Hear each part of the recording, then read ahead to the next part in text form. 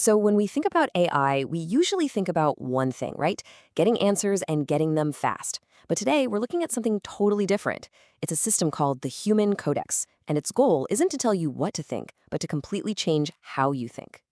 I mean, you know the feeling. We've all been there. It's that 3 a.m. sitting at the kitchen table moment, staring at a choice that you know is going to change everything. The same arguments just running in circles in your head. It's a really deep kind of loneliness. But what if technology could be a different kind of partner in those moments? See, most AI today wants to be an oracle, a single, all knowing voice that just hands you the answer. The Human Codex says, no, that's the wrong approach. The whole idea here is to act as a council, a collection of different, structured voices to help you find your own way forward. And that, right there, is a huge shift in what we even think AI is for. And the reason for this completely different approach? Well, it wasn't dreamed up in some sterile academic lab. Its origins are deeply, deeply personal.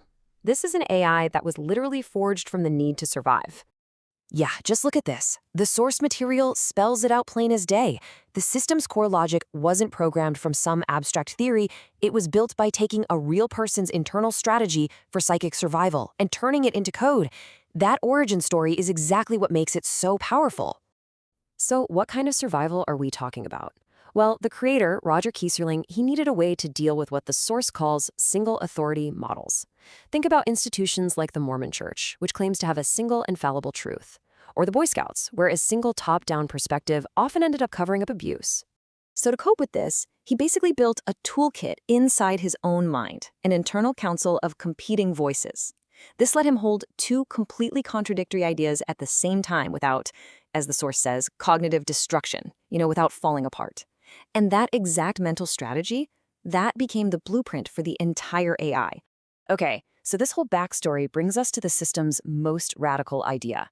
And seriously, this is a game changer. It's not about getting everyone in the room to agree.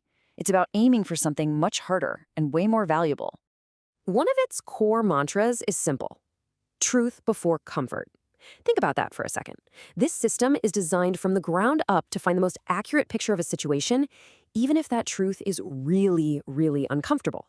It's the polar opposite of an AI designed to just give you an easy, feel-good answer. So let's break this down because it's super important. On one side, you've got consensus. The goal there is for everyone to agree. But the risk? You get groupthink, watered-down ideas. On the other side, you have coherence. The goal isn't agreement, it's just making sure everyone understands the same set of facts from all angles. The AI agents in this system can and often do disagree with each other. And this productive disagreement is what the source calls its single greatest strength. All right, so that's the philosophy behind it. But how does it actually work when you sit down to use it? Let's pop the hood and see how this thing, the consciousness consultation engine, is actually built. It has this really fascinating three-tiered structure. It's broken down into 3 layers, or rings as they call them. First, you've got the ring of 6. This is for your quick, everyday choices, using universal perspectives like logic, emotion, intuition, that kind of thing. Then there's persona. This is a totally personalized layer where you consult with different parts of your own personality.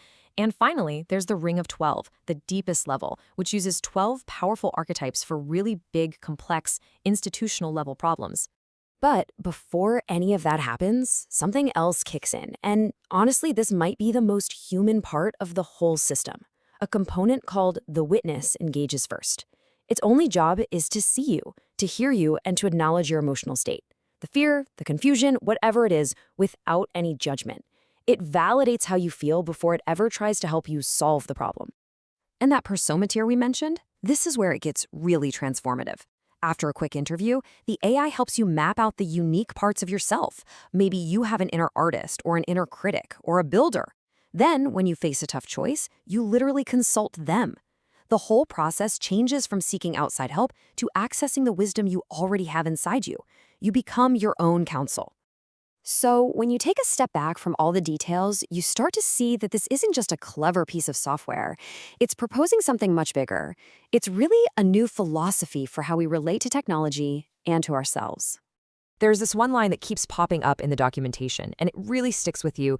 Awareness is the first architecture. It's a beautiful idea, right?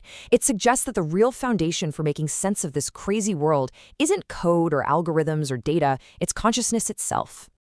At the end of the day, what we're looking at with the Human Codex isn't just another tool or a new app. It's an argument, an entire philosophy wrapped up in technology. An argument for a new way of thinking that values messy truths, productive disagreement, and self-awareness above everything else. And that kind of leaves us with this final, massive question. A question that should probably be echoing through the halls of every big AI company out there. What if we just shifted the goal entirely? What if the next wave of AI wasn't built to give us easy answers, but was designed to help us ask better, deeper, more honest questions of ourselves?